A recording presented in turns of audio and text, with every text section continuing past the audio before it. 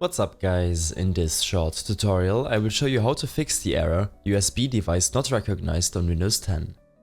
This should be quite an easy tutorial, but if you still have any questions then leave a comment and let me know.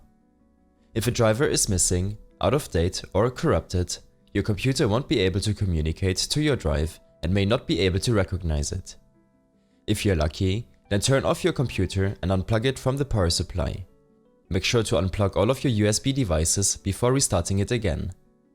This could easily fix the USB error you are getting.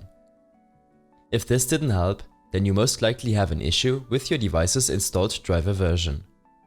To update your device driver, search for Device Manager and open it up.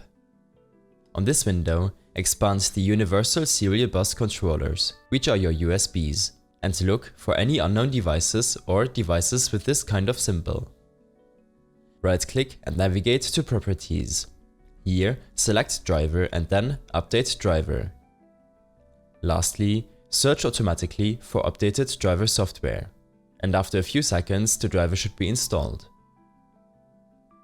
You can close these windows now and change the USB port of your device.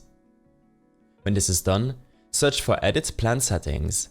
This will open up your power management settings. Select Change Advanced Power Settings, expand USB settings and disable the suspend setting. You can always re-enable these if you want to. Last but not least, if none of these changes helped you out, then you might be using a faulty USB device, or rather, a broken USB port. I recommend to change the port if you can and make sure that the device is also working on another system. There are also possible differences in Mac OS and Windows USB drivers.